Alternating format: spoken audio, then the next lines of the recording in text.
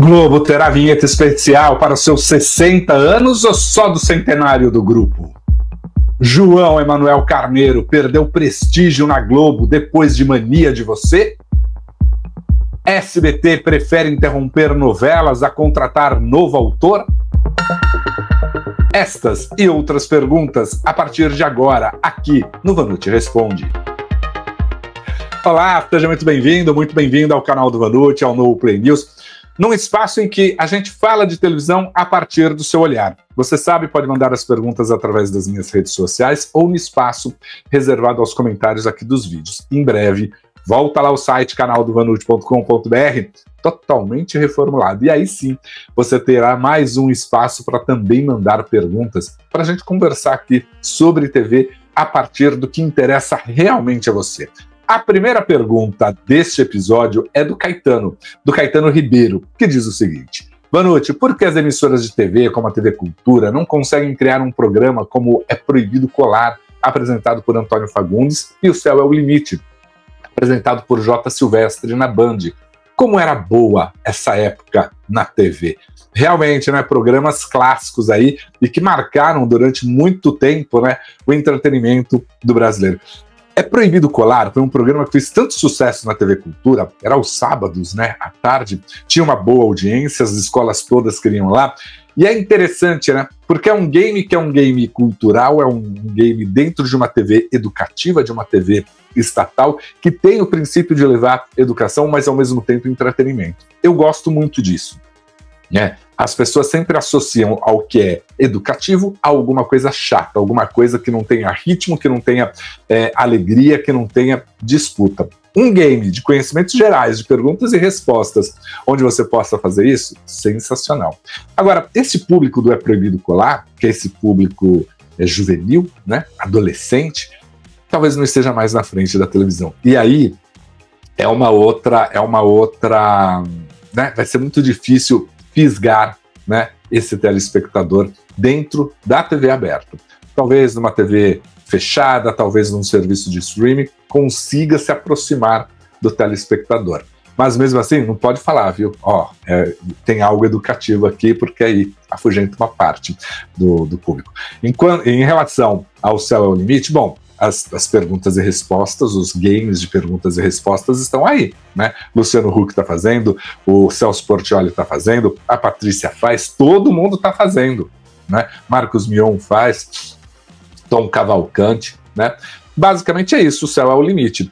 Claro que o Céu é o Limite trazia ali, talvez, um tema específico, né? Onde você pegava um assunto que a pessoa dominava muito e você entrava naquilo. Era uma forma também de educar, era uma forma também de trazer uma informação a mais sobre um assunto específico, né? Eu gosto muito, deveria voltar, mas infelizmente não é o que a gente vai ver na TV aberta. Próxima pergunta do Claudinei Silva. Claudinei Silva quer saber: Vanucci, recentemente a Record terminou a exibição da série Iris, Organização Secreta Coreana. Qual foi a avaliação da direção por parte da audiência e recepção do público? A emissora pretende exibir mais histórias coreanas no fim de noite? Olha, realmente foi uma avaliação ali que não foi nem uma avaliação positiva, nem uma avaliação negativa, né? Foi uma série que poderiam lá, né, talvez gerar mais repercussão, mais comentários nas redes sociais? Não, né? Mas também não foi diferente do que outras séries, do que outros seriados que foram exibidos ali no local. Ter uma série coreana neste momento em que todo mundo fala de produções coreanas foi muito bom para a Record. Eu acho que a Record testou, né, ali. Pode ser que dê outros passos também em relação a isso. Talvez quem saiba um dorama, né, mais porque essa tinha mais investigação, né, que seja mais romântico, mais dramático, né? Mas também acertou muito com as novelas turcas. Eu acho que a gente viu, do ano passado para cá, um movimento muito interessante da Record de testar algumas coisas, de arriscar para começar a retomar uma produção maior. Até mesmo para manter essa distância da vice-liderança em relação ao SBT. É que ali durante a semana, nesse horário mais noturno, ali mais no final de noite, início da madrugada, tem ali vai caindo a audiência da Record e aumenta um pouquinho a audiência do SBT. O SBT perde menos do que a Record ali no final da noite, talvez porque tem um público que vai dormir antes, porque precisa acordar antes para trabalhar, mas é ali naquele momento em que as duas ficam mais próximas. E depois, na madrugada, né, entra a programação religiosa, o SBT ultrapassa. Vamos a mais uma pergunta. Essa aqui é do @derramiro. Todas as vezes que um apresentador sai de uma TV, a turma logo fala que vai para o SBT e no final nada acontece. Sei que a Globo faz pesquisa para quase tudo. O SBT tem esse mesmo pensamento de fazer pesquisa antes de gastar com o apresentador A ou B?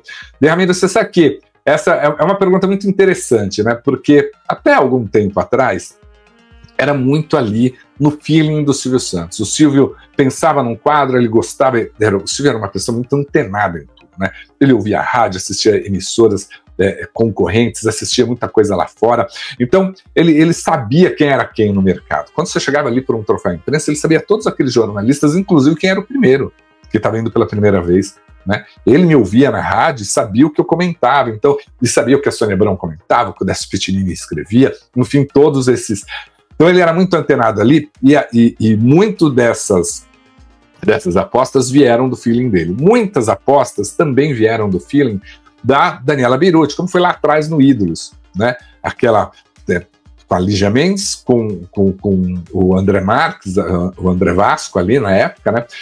Ali fez muita coisa, né? Eles apostaram ali em alguns artistas novos, em alguns apresentadores novos. Agora, recentemente, no início, final de 2022, início de 2023, o SBT fez sim uma pesquisa, ainda era a gestão artística do Pelégio, ainda estava o Murilo Fraga na programação e o Zé Roberto Maciel na vice-presidência do SBT. Eles fizeram uma grande pesquisa de avaliação, tanto de quem estava trabalhando no SBT, como alguns nomes fora, para eles tentarem ali avaliar quem, né, o peso de cada um, como é que o telespectador entendia cada um daqueles profissionais, né?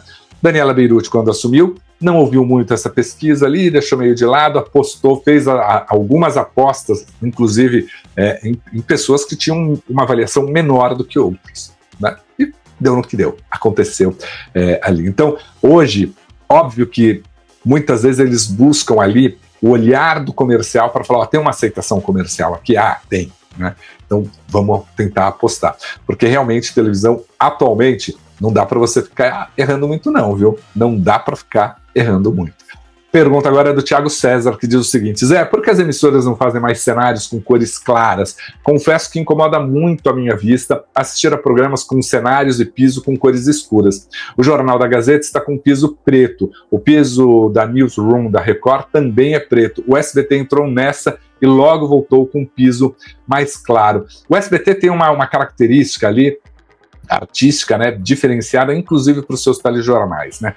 O piso preto, ele acontece porque ele é mais fácil de limpar. O branco ali risca muito, tem muita coisa e às vezes você tenta fazer com que não brigue muito, né? Óbvio que atualmente você vai ver ali, mas ali é mais no entretenimento do que no jornalismo, né? Mas você vai ver que você tem pisos de LED. O programa Silvio Santos já tem piso de LED. Né? Ele consegue transformar, a base dele é preta, mas ele consegue inserir imagens ali, ele consegue transformar o ambiente. A tendência vai ser essa, principalmente para programas de entretenimento, revistas, alguma coisa assim nesse estilo, né? Acho que é usar muito o programa, o piso mais claro. Agora depende, a Globo tem pisos claros também, o Encontro tem piso claro, um ou outro ali, né? Que às vezes vai para o piso mais escuro, mas para o telejornal funciona até melhor mesmo o piso escuro, para não ficar chamando tanta atenção ali do telespectador. Pergunta agora do Luiz Felipe Rodrigues. Ele fala o seguinte: boa noite, você disse que Mania de Você não tem uma avaliação negativa internamente na Globo. Das novelas das 21 pós-pandemia, tem alguma novela que é muito mal vista pela diretoria? Luiz Felipe, você sabe que é interessante, né? Porque assim, a avaliação de Mania de Você não é que assim, vamos acabar com Mania de Você, ela foi péssima e tal. A direção da Globo sabe que não é uma novela que caiu na graça de uma parcela do público. Ela afastou uma parcela do público da Globo. E a Globo quer entender isso, principalmente na Praça de São Paulo, que foi uma fuga maior. No Rio menos, em outras praças menos, mas ela quer entender isso. Então, assim, sabem que não é o sucesso que deveria ser, sabem que não é o sucesso, então há uma avaliação de um aspecto negativo, não é o sucesso que deveria ser. Porém, sabem que é uma novela que vai muito bem também no digital. O Globoplay, ela sempre está ali entre as primeiras audiências, entre as primeiras buscas do telespectador. Então ela tem sim um público cativo, ela tem um público ali que pega, né?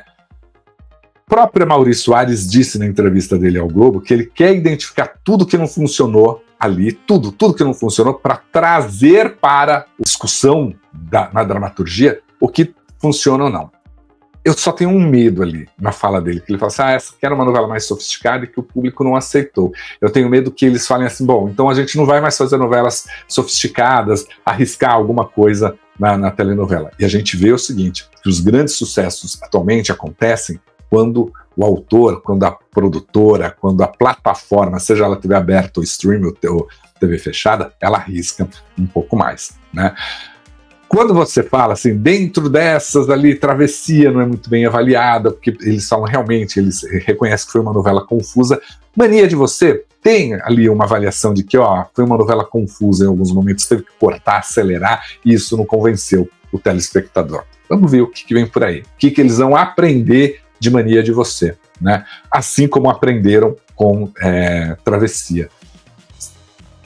Outra, O Segundo Sol ali, né? Eles ficaram, mas aí eu acho que é antes da pandemia, né? Às vezes a gente olha a pandemia ali e fala, cara, cadê o calendário, né? Para a gente poder lembrar todas as questões que vieram. Mas Travessia foi uma novela que deixou ali um pouquinho a desejar nessa faixa aí. Vamos para mais uma pergunta? Essa agora é do @GuilhermeMartinsTV. Diz o seguinte, os comerciais deveriam sair da TV paga, já que é por assinatura. Se a conta não fecha com comerciais, imagina se fosse sem intervalos, já que as operadoras passam um pequeno valor para cada canal. E, Guilherme, você sabe que essa também é uma questão bem complicada e que mexe muito com todo o mercado. A TV por assinatura, as operadoras já estão de olho ali nessa mudança de comportamento do telespectador. O que eles querem? Mas o público hoje assina um pacote, um combo para quê? Para ter uma internet boa.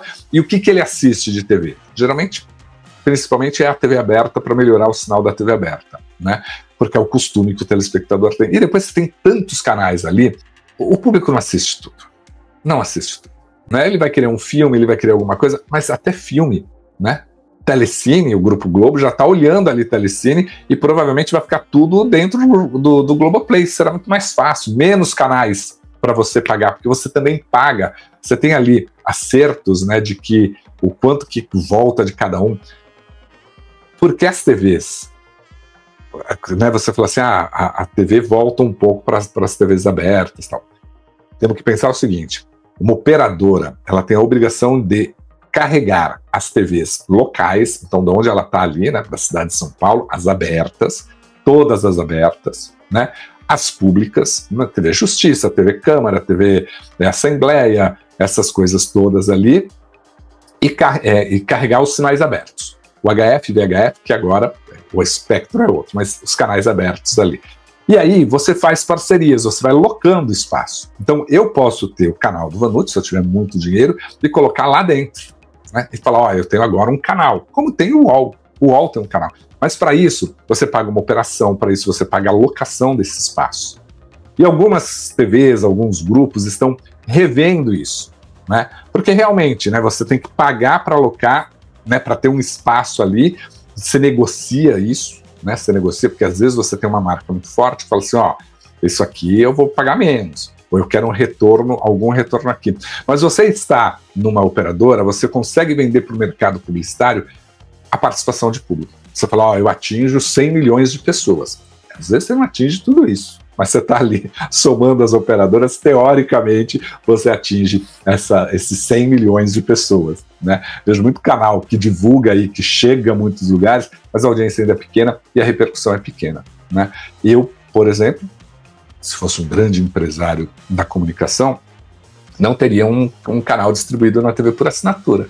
Faria uma super plataforma ali para as pessoas, um grande aplicativo, e aí sim você entrega embarcado dentro de um aparelho conectado, né, de uma Smart TV.